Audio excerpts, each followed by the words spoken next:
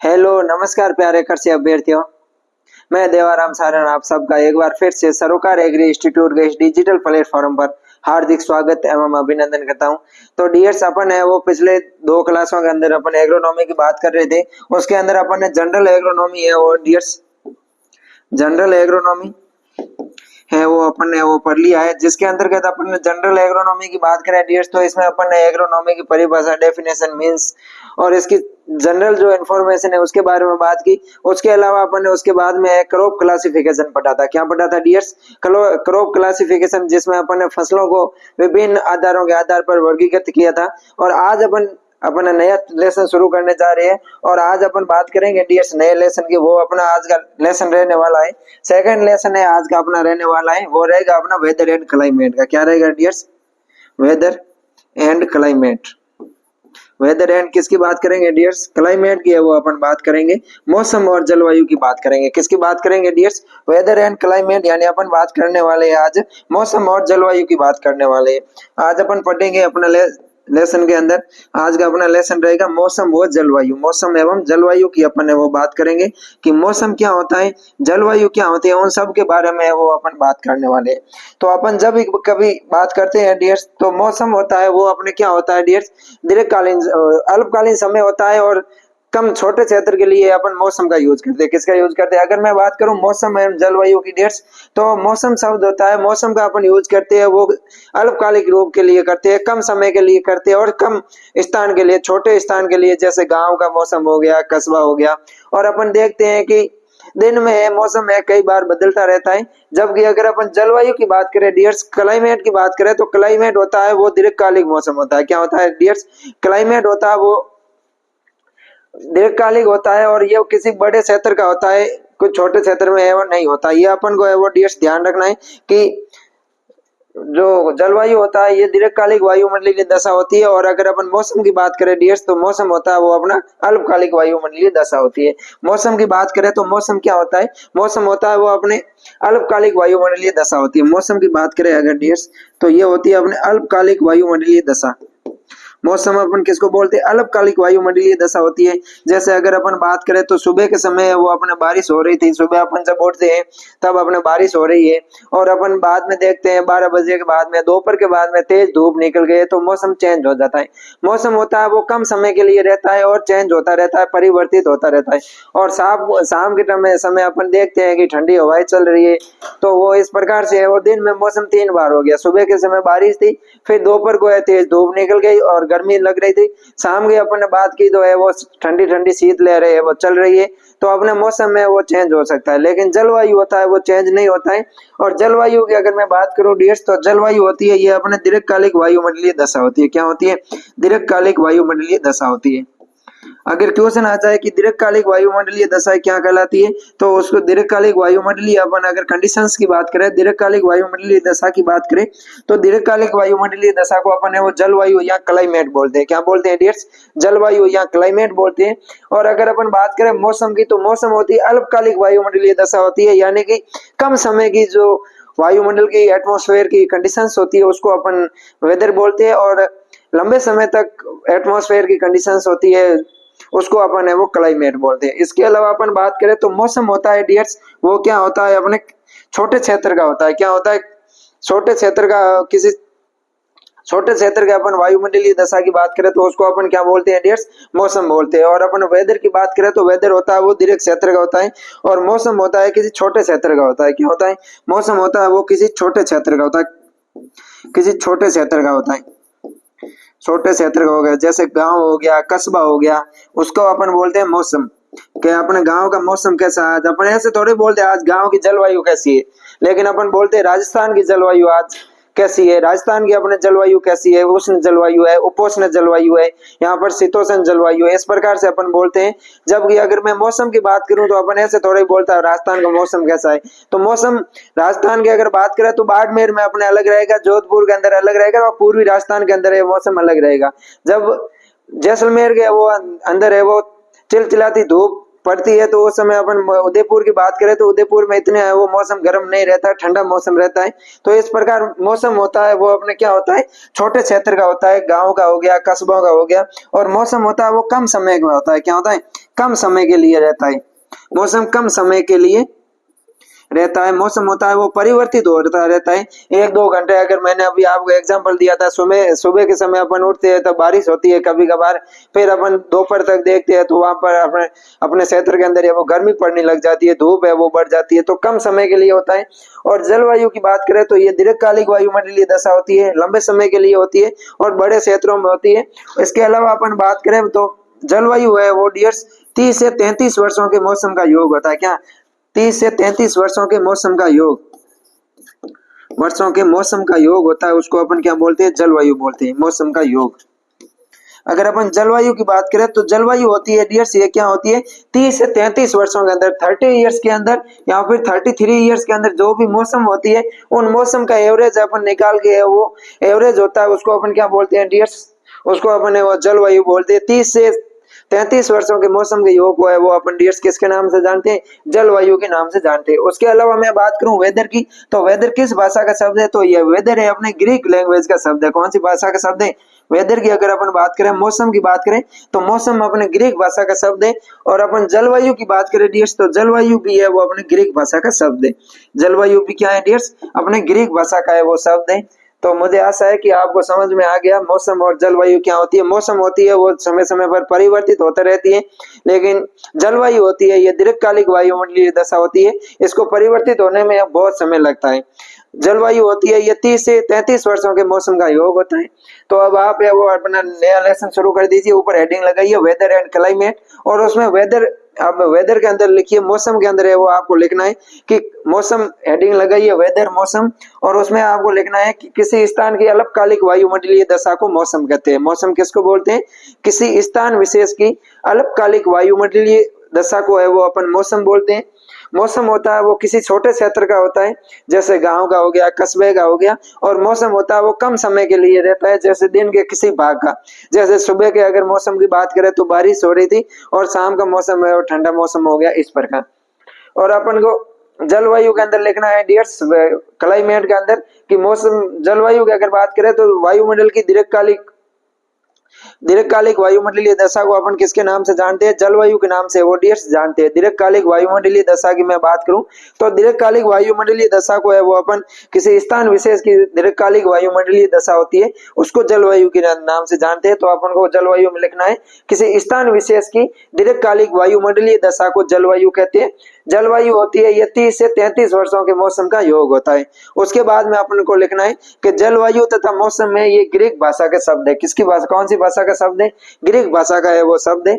उसके बाद में अपन है वो नेक्स्ट बात करते हैं डियर्स। अगर मैं बात करूं मौसम का अध्ययन है वो अपन कौन सी ब्रांच के अंदर करते हैं, उसकी अगर बात करें अपन तो मौसम का अध्ययन अपन जिस शाखा के अंदर करते हैं उसको अपन मेटीरियोलॉजी के नाम से जानते हैं। किसके नाम से जानते हैं डियर्स, मौसम का अध्ययन अपन जिस शाखा के अंदर करते हैं उसको अपन है वो मेटीरियोलॉजी के नाम से जानते हैं।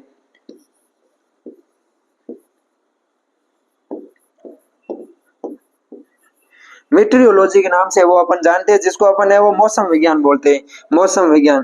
क्वेश्चन आएगा तो डियर्स ऐसे तो आ नहीं सकता कि मौसम विज्ञान में अपन किसका अध्ययन करते हैं।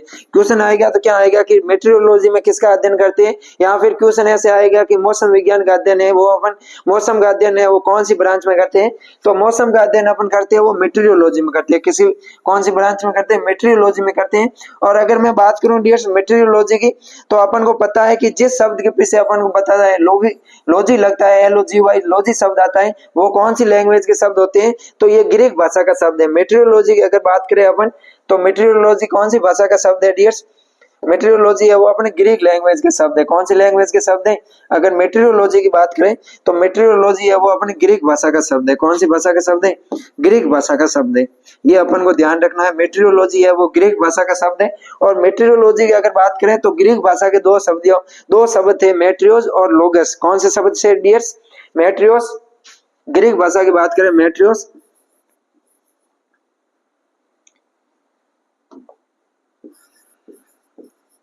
मेट्रियोस प्लस लोगस, मेट्रियोस और लोगस से वो मिलकर क्या बना, अपना मौसम विज्ञान या मेट्रियोलॉजी बनाए। और अपन बात करें तो मेट्रियोलॉजी में किसका अध्ययन करते हैं अपन, अगर इसके अध्ययन की बात करें तो मेट्रियोलॉजी में अपन किसका अध्ययन करते हैं डियर्स, तो मेट्रियोलॉजी में अपन करते हैं मौसम का अध्ययन करते हैं। किसका अध्ययन करते हैं, मौसम का अध्ययन है वो अपन किस में करते हैं, मौसम का अध्ययन मेट्रियोलॉजी में करते हैं। मौसम के अध्ययन की मैं बात करूं तो मौसम का अध्ययन अपन जिस शाखा के अंदर करते हैं उसको अपन है वो मेट्रियोलॉजी कहते हैं। तो आपको हेडिंग लगानी है और लिखना है मौसम विज्ञान या मेट्रियोलॉजी, और इसके अंदर लिखना है मेट्रियोलॉजी है वो ग्रीक भाषा के दो शब्दों मेट्रोस तथा लोगस से मिलकर बना है। किससे मिलकर बना है, मेट्रोस और लोगस से वो डियर्स मिलकर बना है। और अपन बात करें मेट्रियोलॉजी में अपन मौसम का अध्ययन करते हैं। किसका अध्ययन करते हैं डियर्स, अगर मैं मेट्रियोलॉजी की बात करूं तो मेट्रियोलॉजी में है वो अपन मौसम का अध्ययन करते हैं। अब उसके बाद में अपन बात करते हैं भारतीय मौसम विज्ञान के जनक की। किसकी बात करते हैं डियर्स, भारतीय मौसम विज्ञान के जनक की। अगर मैं भारतीय मौसम विज्ञान के जनक की बात करूं, फादर ऑफ इंडियन मेट्रियोलॉजी की बात करें तो फादर ऑफ इंडियन मेट्रियोलॉजी कौन है, अपने एल ए रामदास को बोलते हैं। किसको बोलते हैं, अगर अपन बात करें फादर ऑफ इंडियन मेट्रियोलॉजी की तो फादर ऑफ इंडियन मेट्रियोलॉजी बोलते हैं अपन एल ए रामदास को, भारतीय मौसम विज्ञान के जनक। अपन को बात करना है यहाँ पर भारतीय मौसम विज्ञान के जनक की, भारतीय मौसम विज्ञान के जनक, भारतीय मौसम विज्ञान के जनक, फादर ऑफ इंडियन मेट्रियोलॉजी। भारतीय मौसम विज्ञान के फादर की बात करें, भारतीय मौसम विज्ञान के जनक की बात करें तो कौन है, अपने एल ए रामदास है। कौन है डियर्स, ये अपन को ध्यान रखना इंपॉर्टेंट है, क्वेश्चन आ सकता है। भारतीय मौसम विज्ञान के जनक की बात करें तो अपने कौन है डियर्स, एल ए रामदास है। अब अपन बात करें विश्व मौसम विज्ञान के जनक की, किसकी बात करें डियर्स, विश्व मौसम विज्ञान के जनक की। अगर अपन बात करें कि विश्व के अंदर मौसम विज्ञान के जनक कौन है तो विश्व मौसम विज्ञान के जनक है वो है अपने डी एन वालिया है। कौन है dears, D N Walia, D N Walia. Father of world meteorology की बात करें, विश्व मौसम विज्ञान की बात करें तो विश्व मौसम विज्ञान के जनक है वो अपने कौन है डियर्स, डी एन वालिया है। और अगर अपन बात करें भारतीय मौसम विज्ञान की बात करें तो भारतीय मौसम विज्ञान के जनक है वो कौन है, अपने एल ए रामदास है। कौन है डियर्स, भारतीय मौसम विज्ञान के जनक अपने एल ए रामदास है। और अपन विश्व मौसम विज्ञान की बात करें तो विश्व मौसम विज्ञान के जनक है वो अपने कौन है डियर्स, डी एन वालिया है। अब अपन बात करते हैं जलवायु की, जलवायु का अध्ययन है वो कौन सी ब्रांच में करते हैं। अपन को पता चल गया मौसम का अध्ययन है वो अपन मेट्रियोलॉजी में करते हैं। मेट्रियोलॉजी है वो ग्रीक लैंग्वेज का शब्द है, ये मेट्रियोस और लोगस से मिलकर बना है। इसके अंदर अपन मौसम का अध्ययन करते हैं। भारतीय मौसम विज्ञान की बात करें तो इसके जनक है वो अपने एल ए रामदास है। और विश्व मौसम विज्ञान की बात करें डियर्स तो विश्व मौसम विज्ञान के अंदर अपन इनके जनक है वो है डी एन वालिया। अब अपन बात करते हैं क्लाइमेटोलॉजी की, किसकी बात करते हैं, क्लाइमेटोलॉजी या जलवायु विज्ञान की बात करते हैं।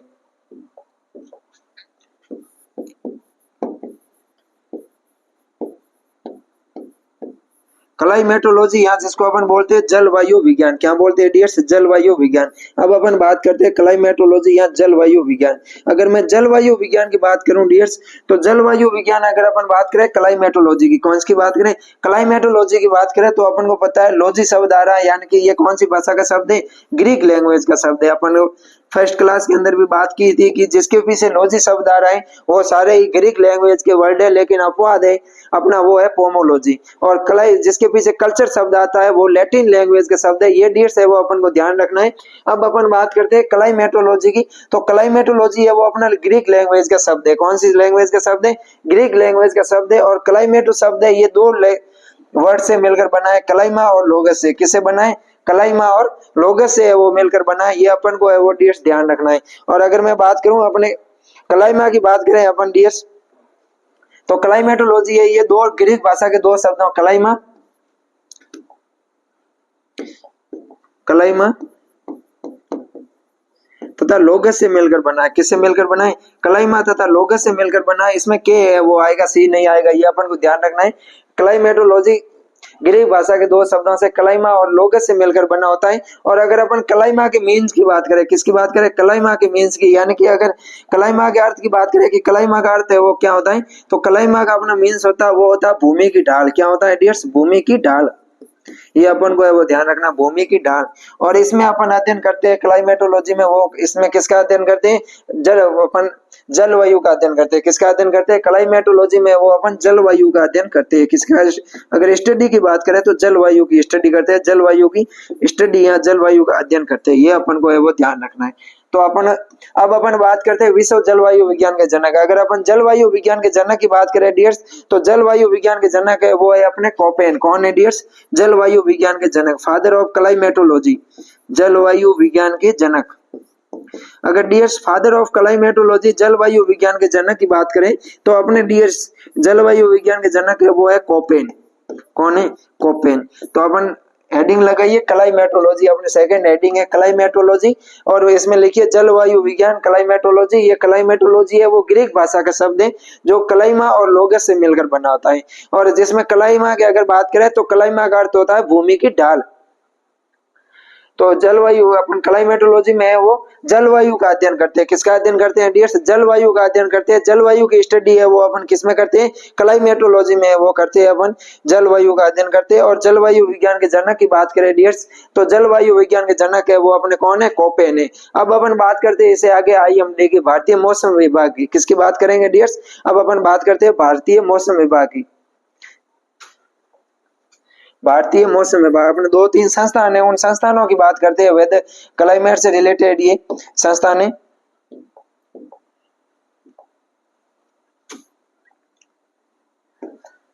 बात करते हैं अपन भारतीय मौसम विभाग की। भारतीय मौसम विभाग,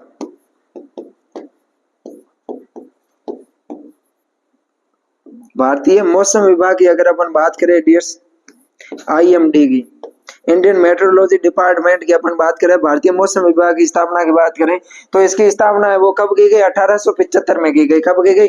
1875 के अंदर है, 1875 के अंदर है भारतीय मौसम विभाग की स्थापना की गई। ये अपन को है वो ध्यान रखना है डियर्स। क्वेश्चन आ सकता है कि भारतीय मौसम विभाग IMD की स्थापना है वो कब की गई? तो भारतीय मौसम विभाग की स्थापना है वो 1875 के अंदर की गई। उसके अलावा एक अपना और संस्थान है भारतीय कृषि मौसम विभाग। क्या है डियर्स? भारतीय कृषि मौसम विज्ञान विभाग है उसकी अगर अपन बात करें, भारतीय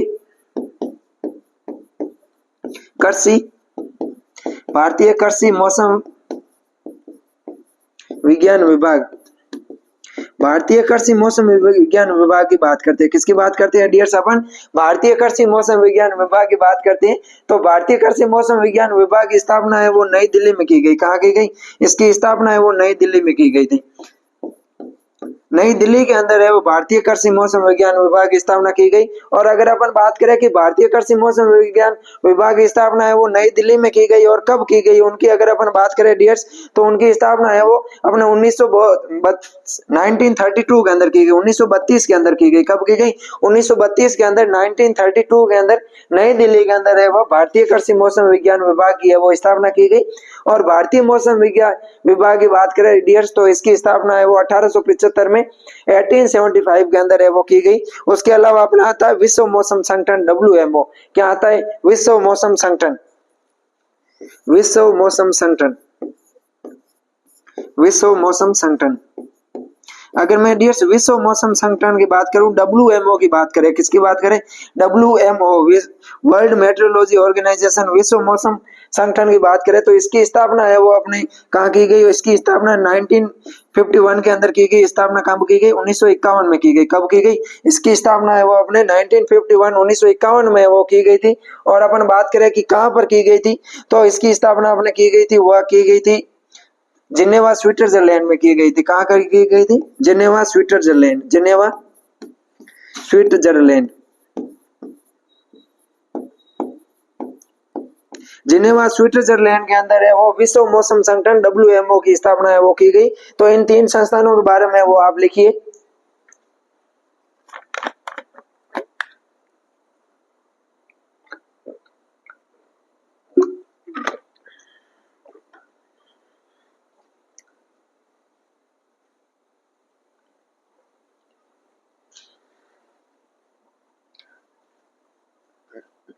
तो ये तो हो गया डियर अपने मौसम है, जलवायु की अगर बात करें तो इससे रिलेटेड है कि मौसम क्या होता है, जलवायु क्या होती है, इसका अध्ययन अपन कहाँ करते हैं। अब अपन इससे आगे बात करते हैं, तो अब अपन बात करेंगे एटमॉस्फेयर की। किसकी बात करेंगे डियर्स? एटमॉस्फेयर की है वो अपन बात करेंगे,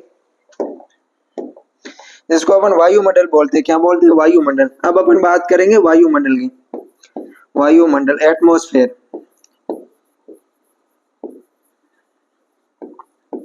अब बात करते हैं कि वायुमंडल क्या होता है, एटमॉस्फेयर क्या होता है। अगर अपन वायुमंडल की बात करें तो अभी ये इधर उधर गैसें है बहुत सारी पाई जाती है, इसी को ही अपन है वो वायुमंडल बोलते हैं।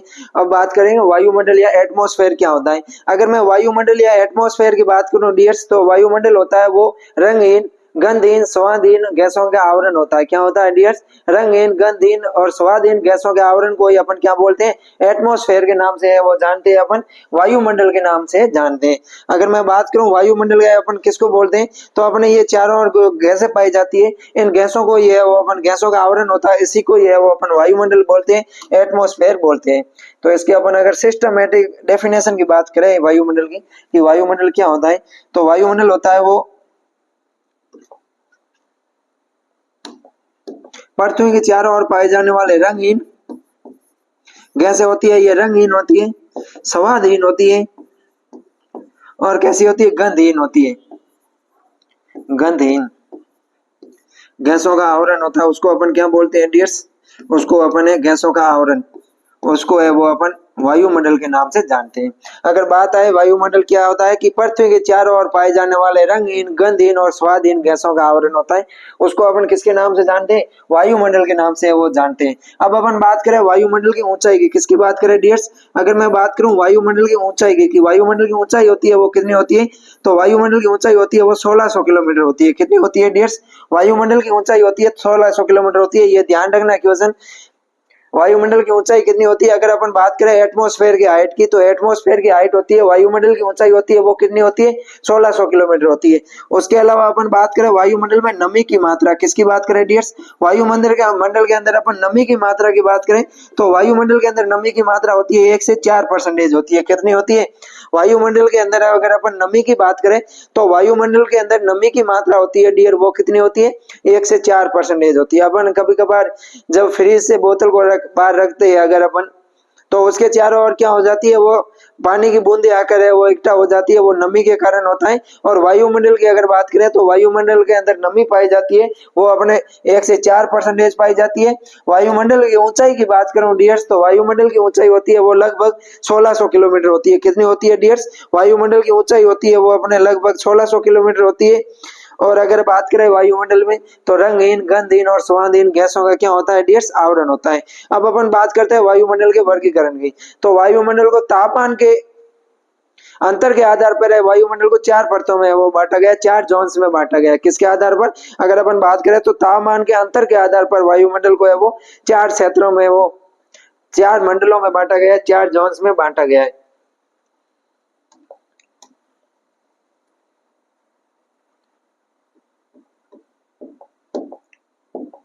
क्या बताना है डियर्स? वायुमंडल को तापमान के अंतर के आधार पर वायुमंडल को 4 क्षेत्रों में बांटा गया है। तापमान के अंतर के आधार पर, तापमान के अंतर के आधार पर है वो वायुमंडल को कितने भागों में बांटा गया? अंतर के आधार पर वायुमंडल है अपना, वायुमंडल को कितने भागों में बांटा गया है? तो वायुमंडल को है वो 4 जोन में बांटा गया है, 4 क्षेत्रों में बांटा गया है। कितने क्षेत्रों में बांटा गया है? 4 क्षेत्रों के अंदर है वो तापमान के अंतर के आधार पर फर्स्ट जोन के अंदर तापमान है वो घटता है, फिर बढ़ता है, फिर घटता है और फिर बढ़ता है। उसके आधार पर है वो वायुमंडल को 4 क्षेत्रों में वो बांटा गया है। पहला अपना आता है वो 4 मंडलों के अंदर बांटा गया है, 4 वायुमंडल को 4 मंडल के अंदर है वो बांटा गया। पहला अपना आता है वो डियर्स आता है क्षोभ मंडल। कौन सा आता है? क्षोभ मंडल। क्षोभ मंडल जिसको अपन है वो ट्रोपोस्फेयर बोलते हैं। क्या बोलते हैं डियर्स? ट्रोपोस्फेयर या क्षोभ मंडल, ट्रोपोस्फेयर। पहला अपना आता है वो डियर्स क्षोभ मंडल आता है या ट्रोपोस्फेयर आता है। और दूसरा की अगर अपन बात करें क्षोभ मंडल के बाद में अपना आता है समताप मंडल। क्या आता है डियर्स? समताप मंडल, समताप मंडल। स्ट्रेटोस्फीयर, स्ट्रेटोस्फीयर, स्ट्रेटोस्फीयर, क्षोभ मंडल, समताप मंडल। फिर अपन बात करें तो फिर अपना अगला आता है वो आता है मध्य मंडल। कौन सा आता है? मेसोस्फीयर आता है, मध्य मंडल, मध्य मंडल। तीसरा अपना आता है वो आता है मध्य मंडल। कौन सा आता है डियर्स? मध्य मंडल आता है, मेसोस्फीयर, मेसोस्फीयर। फिर अपन चौथे की बात करें डियर्स, तो अगला अपना आता है थर्मोस्फीयर, ताप मंडल। कौन सा आता है? थर्मोस्फीयर, ताप मंडल, तापमंडल, या फिर अपना आता है वो आता है थर्मोस्फेयर। थर्मोस्फेयर। अगर मैं बात करूं डियर्स ट्रोपोस्फेयर की, अगर अपन बात करें तो ट्रोपोस्फेयर में क्या होता है, तापमान होता है वो ऊंचाई के साथ में क्या होता है, घटता है। क्या होता है, अगर यहाँ पर अपन तापमान की बात करें डियर्स, टेम्परेचर की बात करें, तापमान तापमान की बात करें तो सौर मंडल में क्या होता है, सौर मंडल में जैसे अपन ऊपर जाएंगे डियर्स, तो सौर मंडल के अंदर है वो तापमान होता है वो क्या होता है, घटता है। अपन को पता करना है तापमान क्या होता है, घटता है। और अगर अपन सौर मंडल की ऊंचाई की बात करें डियर्स, तो सौर मंडल की ऊंचाई कितनी होती है, 8 से 18 किलोमीटर होती है। कितनी होती है डियर्स, सौर मंडल की बात करें तो सौर मंडल के अंदर ऊंचाई के साथ में तापमान होता है वो घटता है। और अगर अपन इसकी ऊंचाई की बात करें तो ऊंचाई होती है वो अपने 8 से 18 किलोमीटर होती है। और अगर इसके अपन सौर मंडल के घनत्व की बात करें, किसकी बात करूं डियर में, अगर सौर मंडल के घनत्व की बात करूं, सौर मंडल का घनत्व की अगर अपन बात करें तो सौर मंडल के अंदर है वो 85% घनत्व, वायु का घनत्व, वायु के कुल घनत्व का है वो 85% घनत्व है वो अपने सौर मंडल के अंदर वो पाया जाता है। उसके बाद में अगला अपना आता है समताप मंडल। कौन सा आता है डियर, समताप मंडल। समताप मंडल की मैं बात करूं तो समताप मंडल में क्या होता है, तापमान होता है वो ऊंचाई के साथ में बढ़ता है। क्या होता है, तापमान होता है वो ऊंचाई के साथ में बढ़ता है। इसमें तापमान ऊंचाई के साथ में बढ़ता है और अपने इसमें घटता है। और अगर इसकी अपन ऊंचाई की बात करें कि समताप मंडल होता है अपना ये स्टेप्टोस्फीयर होता है, इसकी ऊंचाई कितनी होती है, तो इसकी ऊंचाई होती है वो अपने डियर्स होती है 18 से 50 किलोमीटर, 18 से 50 किलोमीटर होती है।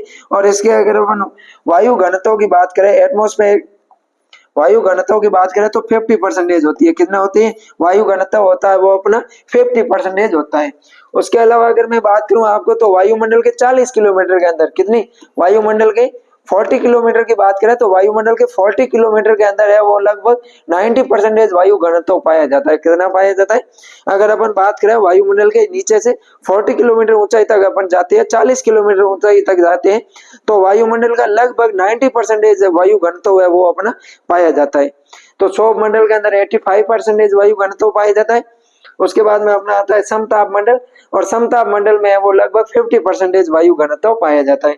उसके बाद में अपना आता है मेसोस्फीयर या मध्य मंडल। मध्य मंडल में क्या होता है, तापमान होता है वो ऊंचाई के साथ में घटता है। क्या होता है, तापमान ऊंचाई के साथ में घटता है, ऊंचाई के साथ में तापमान होता है वो अपना घटता है।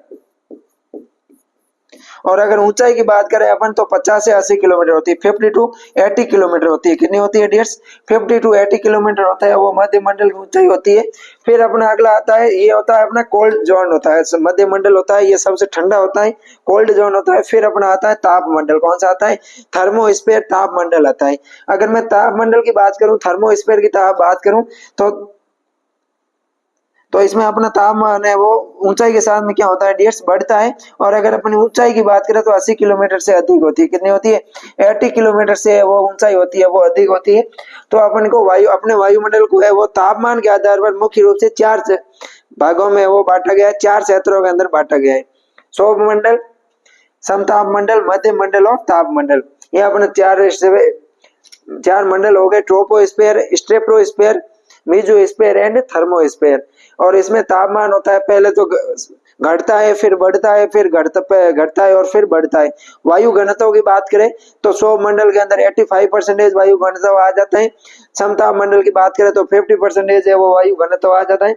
मध्य मंडल और फिर लगभग वायुमंडल का 40 किलोमीटर होता है, उस वायुमंडल के 40 किलोमीटर के अंदर कुल वायु घनत्व का है वो 90% भाग डियर्स आ जाता है। अब अपन एक है वो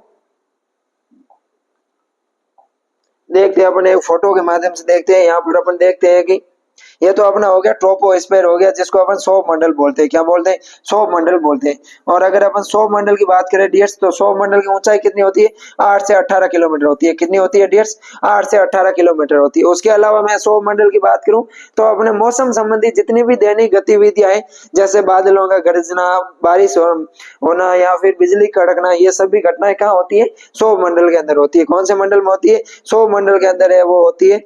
और अपन बात करें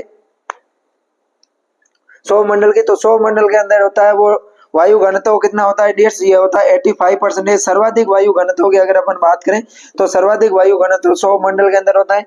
इसकी ऊंचाई की बात करें तो 8 से 18 किलोमीटर होता है। और इसमें तापमान होता है वो ऊंचाई के साथ में घटता है। क्या होता है, सौर मंडल में तापमान ऊंचाई के साथ में वो घटता है। और मौसम संबंधी जितनी भी दैनिक गतिविधियां है, जैसे बादलों का आना, बादले आना या फिर बादले आना वगैरह होती है, ये सब अपने किस में होती है डियर, सौर मंडल में होती है। मौसम संबंधी दैनिक गतिविधियां, मौसम संबंधी दैनिक गतिविधियां जितनी भी होती है वो सभी किस में आती है, वो क्षमता इसमें अपने आती है सौर मंडल में। मौसम संबंधी दैनिक गतिविधियां,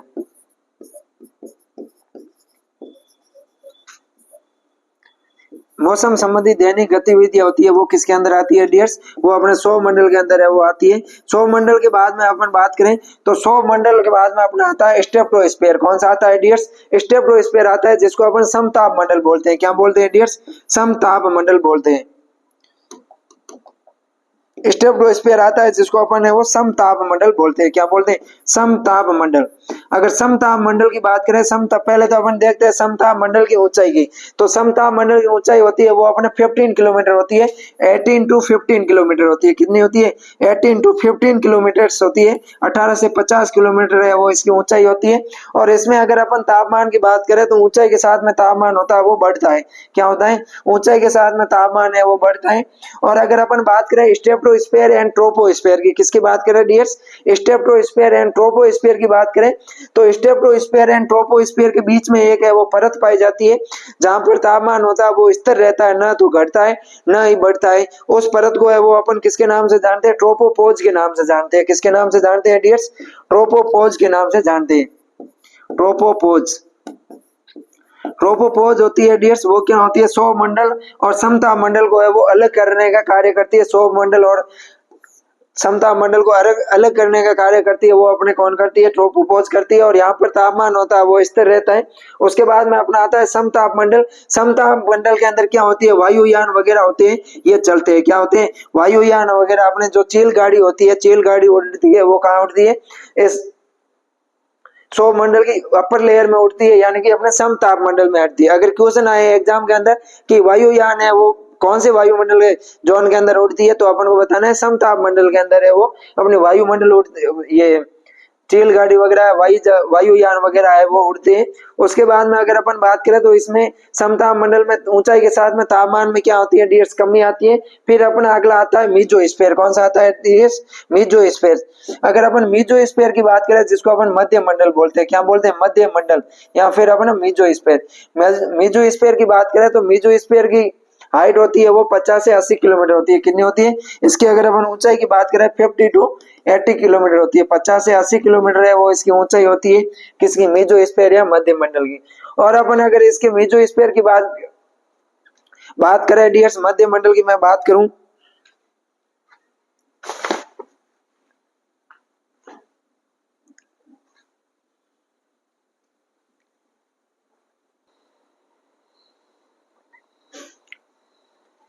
अपन बात कर रहे थे डियर मेसोस्फीयर के बारे में, मध्य मंडल की बात कर रहे थे। किसकी बात कर रहे थे अपन मध्य मंडल की शायद बात कर रहे थे। उससे पहले मैं आपको बता दूं समताप मंडल की ऊंचाई होती है वो कितनी होती है, 18 से 50 किलोमीटर होती है। और समताप मंडल में वो ओजोन परत पाई जाती है। क्या पाई जाती है डियर्स, समताप मंडल के अंदर ओजोन परत पाई जाती है, ओजोन परत पाई जाती है, ये अपन को है वो ध्यान रखना है। और ओजोन परत पाई जाती है इसलिए इसको अपन ओजोन मंडल के नाम से भी जानते हैं। समताप मंडल को किसके नाम से जानते हैं डियर, समताप मंडल को अपन है वो ओजोन मंडल के नाम से भी जानते हैं। ये भी अपन को है वो ध्यान रखना है, किसके नाम से जानते हैं, ओजोन मंडल, ओजोन मंडल के नाम से है वो अपन जानते हैं समताप मंडल को, क्योंकि यहाँ पर है वो ओजोन परत पाई जाती है। और समताप मंडल की ऊंचाई होती है 18 से 50 किलोमीटर होती है। इसको अपन स्ट्रेटोस्फीयर बोलते हैं। स्ट्रेटोस्फीयर और मेसोस्फीयर के बीच की परत होती है, इसको अपन स्ट्रेटोपोज बोलते हैं। क्या बोलते हैं डियर्स, स्ट्रेटोपोज, स्ट्रेटोपोज। पहले अपन ने पढ़ा था ट्रोपोस्फीयर और स्ट्रेटोस्फीयर, यानी कि ट्रोपोस्फीयर के ऊपर की परत जो क्या है स्ट्रेटोस्फीयर को जोड़ती है, उसको अपन क्या बोलते हैं, ट्रोपोस्फीयर के ऊपर की पोज को अपन ट्रोपोपोज बोलते हैं।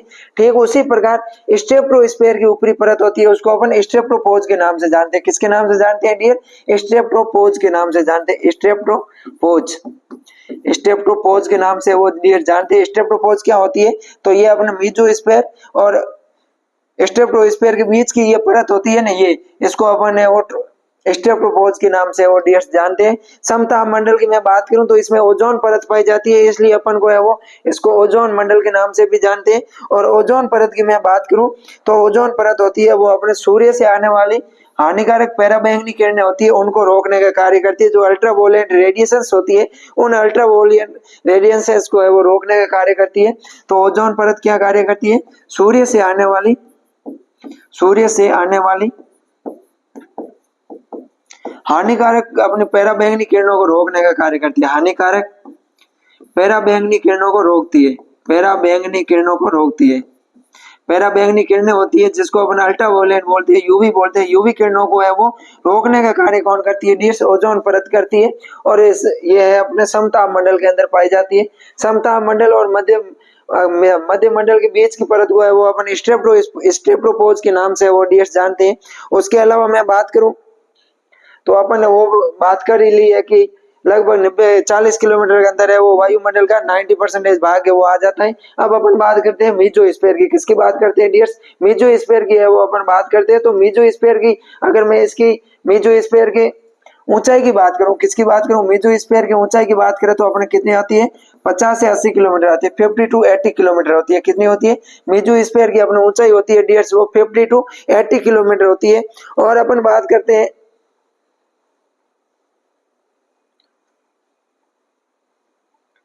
मीजोस्फीयर की ऊंचाई होती है 50 से 80 किलोमीटर होती है। और मीजोस्फीयर के ऊपरी परत तथा थर्मोस्फीयर के बीच की निचली परत होती है, यहाँ पर है वो परत पाई जाती है। इसको अपन आयन मंडल बोलते हैं। क्या बोलते हैं डियर्स, आयन मंडल बोलते हैं, या फिर अपन आयनोस्फीयर बोलते हैं। क्या बोलते हैं, आयनोस्फीयर। आयन मंडल या आयनोस्फीयर के नाम से वो अपन जानते हैं, आयनोस्फीयर। आयनोस्फीयर के नाम से वो डियर्स अपन जानते हैं कि थर्मोस्फीयर की निचली परत और मीजोस्फीयर की ऊपरी परत होती है उसको अपन किसके नाम से जानते हैं, आयन मंडल के नाम से जानते हैं, आयनोस्फीयर के नाम से जानते हैं। मध्य मंडल के ऊपर होता है और थर्मोस्फीयर के नीचे होता है, यानी कि मध्य मंडल के ऊपर और ताप मंडल के नीचे पाए जाने वाले अपन मंडल को किसके नाम से जानते हैं, आयन मंडल के नाम से जानते हैं, आयनोस्फीयर के नाम से वो डियर्स जानते हैं। और मैं बात करूं आयन मंडल की या आयनोस्फीयर की, तो आयन मंडल के अंदर रिमोट सेंसिंग और रेडियो कम्युनिकेशन होता है। क्या होता है, अगर अपन आयन मंडल की बात करें डियर्स, आयन मंडल की, तो आयन मंडल के अंदर रेडियो कम्युनिकेशन, आयन मंडल की अपन बात करते हैं डियर्स। यहाँ पर मैं लिख लेता हूँ आयन मंडल। आयन मंडल की अपन बात करें तो आयन मंडल में क्या होता है अपना, एक तो रेडियो कम्युनिकेशन होता है, रेडियो कम्युनिकेशन रेडियो कम्युनिकेशन का मतलब होता है अपने सैटेलाइट वगैरह है वो अपन टेलीविजन वगैरह रेडियो के ये सुनते हैं वगैरह, ये सब अपने सैटेलाइट वगैरह वो सब आयन मंडल के अंदर पाए जाते हैं, आयनोस्फीयर के अंदर पाए जाते हैं। और उसके अलावा अपने क्या होता है, रिमोट सेंसिंग। और क्या होता है, रिमोट सेंसिंग की बात करें कि रिमोट सेंसिंग क्या होता है डियर, तो कोई भी वस्तु होती है, किसी भी वस्तु को बिना छुए, फिजिकल रूप से बिना उसके फिजिकल टच किए उसकी संपूर्ण जानकारी लेना क्या कहलाता है, रिमोट सेंसिंग कहलाता है। रिमोट सेंसिंग की बात करें कि रिमोट सेंसिंग क्या होता है डियर्स, तो किसी भी वस्तु को बिना छुए,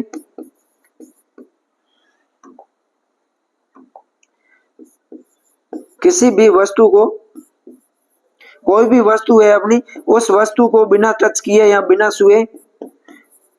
छुए अपन है वो संपूर्ण जानकारी लेते हैं, उस बिना छुए संपूर्ण जानकारी लेते हैं, उसको अपन है वो डियर्स किसके नाम से जानते हैं, संपूर्ण जानकारी लेना किसके नाम से जानते हैं डियर्स, अपन रिमोट सेंसिंग के नाम से वो जानते हैं। तो आयन मंडल के अंदर रेडियो कम्युनिकेशन और रिमोट सेंसिंग है वो किया जाता है। अब अपन उसके बाद में बात करते तो इसकी अपने मेसोस्फीयर का ऊपरी परत और थर्मोस्फीयर की निचली परत होती है उसको अपन आयन मंडल के नाम से जानते हैं। इसमें रिमोट सेंसिंग और रेडियो कम्युनिकेशन होता है। अब अपना अगला आता है थर्मोस्फीयर। थर्मोस्फीयर की अगर ऊंचाई की बात करें, हाइट की बात करें डियर्स, तो थर्मोस्फीयर की ऊंचाई होती है वो 80 किलोमीटर से अब होती है, 80 किलोमीटर से ऊपर होती है, अधिक होती है। और थर्मोस्फीयर की बात करें तो थर्मोस्फीयर के अंदर तापमान होता है वो क्या होता है, ऊंचाई के साथ में तापमान होता है वो घटता है। क्या होता है डियर्स, ऊंचाई के साथ में तापमान होता है वो बढ़ता है, सॉरी, थर्मोस्फीयर के अंदर ऊंचाई के साथ में तापमान होता है वो बढ़ता है। और अपन बात करें इसकी मेसोस्फीयर की, तो मेसोस्फीयर में वो तापमान है ऊंचाई के साथ में घटता है, तापमान ऊंचाई के साथ में घटता है। और मेसोस्फीयर को अपन कोल्ड जोन के नाम से भी जानते हैं। किसके नाम से जानते हैं, कोल्ड जोन के नाम से जानते हैं, क्योंकि ये सबसे ठंडा है वो जोन होता है वो अपना मेसोस्फीयर होता है। तो ये हो गया अपने वायुमंडल। क्या हो गया, वायुमंडल को 4 भागों में बांटा गया था, उन 4 भागों की वो अपन ने यहाँ पर समझ लिया। एक बार फिर मैं आपको वो लिखवा देता हूँ और एक बात मैं बात और अपन बात करें कि जब अपन वायुमंडल में देखते हैं कि तापमान के अंदर परिवर्तन आता है, थर्मो सबसे पहले सौर मंडल होता है, सौर मंडल के अंदर तापमान घटता है, फिर उसके बाद में अपन ऊपर जाते हैं समताप मंडल में, तो समताप मंडल में वो तापमान बढ़ता है, उस मेसोस्फीयर में तापमान घटता है और थर्मोस्फीयर में तापमान पुनः बढ़ता है। तो तापमान में क्या होता है डियर्स, परिवर्तन होता है। तो वायुमंडल के तापमान में होने वाले परिवर्तन को अपन किसके नाम से जानते हैं, लेफ्ट रेट के नाम से जानते हैं। किसके नाम से जानते हैं डियर्स, लेफ्ट रेट के नाम से जानते हैं। क्वेश्चन आ सकता है कि लेफ्ट रेट क्या होता है, या फिर क्वेश्चन आ सकता है कि वायुमंडल में होने वाले तापमान में परिवर्तन को किस नाम से जानते हैं डियर्स। तो वायुमंडल में होने वाले तापमान के परिवर्तन को अपन लेफ्ट रेट के नाम से जानते हैं। लेफ्ट रेट की बात करें कि लेफ्ट रेट क्या होता है, वायुमंडल के तापमान में होने वाले परिवर्तन को, वायुमंडल के तापमान में होने वाले परिवर्तन को अपन है वो किसके नाम से जानते हैं डियर्स। होने वाले परिवर्तन की बात करें तो होने वाले परिवर्तन को है वो अपन लेफ्ट रेट के नाम से जानते हैं। और अगर मैं बात करूं लेफ्ट रेट की, तो लेफ्ट रेट होती है वो कितनी होती है, लेफ्ट रेट होती है डियर्स वो होती है अपने 6.5 किलोमीटर पर 6.5 डिग्री सेल्सियस 6.5 डिग्री सेल्सियस पर किलोमीटर कितनी होती है डियर्स। लेफ्ट रेट की अगर बात करें डियर अपन, तो लेफ्ट रेट होती है वो होती है अपने 6.5 किलोमीटर होती है, सॉरी 6.5 डिग्री सेल्सियस पर किलोमीटर होती है। यानी कि 1 किलोमीटर के अंदर है यहाँ तो 6.5 डिग्री सेल्सियस तापमान बढ़ेगा, यहाँ पे 6.5 डिग्री सेल्सियस तापमान होता है वो घटता है, जिसको अपन किसके नाम से जानते हैं, लेफ्ट रेट के नाम से जानते हैं। लेफ्ट रेट का मान होती है वो होती है अपने 6.5 डिग्री सेल्सियस होता है। यहाँ पर अगर अपन बात करें तो 3.4 डिग्री फ़ारेनहाइट पर 1000 फीट होता है। कितना होता है, 3.5 डिग्री फ़ारेनहाइट पर 1000 फीट, 3.5 डिग्री फ़ारेनहाइट पर 1000 फीट होता है, पर 1000 फीट ये होता है अपना सेव लेफ्ट रेट होता है। उसके अलावा अपन बात करें शुष्क वायु का लेफ्ट रेट, किसकी बात करें डियर्स, अगर अपन ड्राई एयर की बात करें तो शुष्क वायु का लेफ्ट रेट होता है, उसकी अगर अपन बात करें शुष्क वायु का लेफ्ट रेट, शुष्क वायु के अगर अपन लेफ्ट रेट की बात करें, शुष्क वायु के लेफ्ट रेट की दर की बात करें तो शुष्क वायु का लेफ्ट रेट होता है वो होता है अपने 10 डिग्री सेल्सियस होता है। कितना होता है, 10 डिग्री सेल्सियस पर किलोमीटर होता है, जिसको अपन है वो 5.4 डिग्री फ़ारेनहाइट पर 1000 फीट कह सकते हैं। 5.4 डिग्री फ़ारेनहाइट पर 1000 फीट है वो कह सकते हैं। क्वेश्चन आ सकता है डियर्स की लेफ्ट रेट दर क्या होती है, तो लेफ्ट रेट दर अपन पूछे तो बता देना 6.5 डिग्री सेल्सियस पर किलोमीटर, और अगर अपन फ़ारेनहाइट में पूछे तो अपन को बताना 3.5 डिग्री फ़ारेनहाइट पर 1000 फीट। 1000 फीट अपन ऊपर जाते हैं तो 3.5 डिग्री फ़ारेनहाइट तापमान के अंदर क्या आती है, गिरावट अपन को देखने को मिलती है। उसके अलावा अगर शुष्क वायु का पूछे तो शुष्क वायु की लेफ्ट रेट दर होती है अगर वो, तो शुष्क वायु की लेफ्ट रेट दर होती है डियर्स 10 डिग्री सेल्सियस होती है। कितनी होती है, 10 डिग्री सेल्सियस होती है। फ़ारेनहाइट में पूछे तो बता देना 5.4 डिग्री फ़ारेनहाइट पर 1000 फीट होती है। तो ये अपन ने वो वायुमंडल पढ़ लिए। सबसे पहले अगर मैं वायुमंडल की बात करूं तो अपन कल दोबारा जब आएंगे तो पहले वो अपन वायुमंडल का रिवीजन कर लेंगे एक बार, और अगर आपको लिखना है तो आप कमेंट कर देना, कल मैं आपको वो लिखवा दूंगा। आज की क्लास को अपन वो यहीं पर समाप्त करते हैं। अगर आपको क्लास अच्छी लगती है तो आप कमेंट करना, लाइक करना, और जितने भी अपने फ्रेंड्स हैं उन सारे फ्रेंड्स के पास में वो शेयर जरूर करना। मिलते हैं नेक्स्ट क्लास में, तब तक के लिए थैंक यू।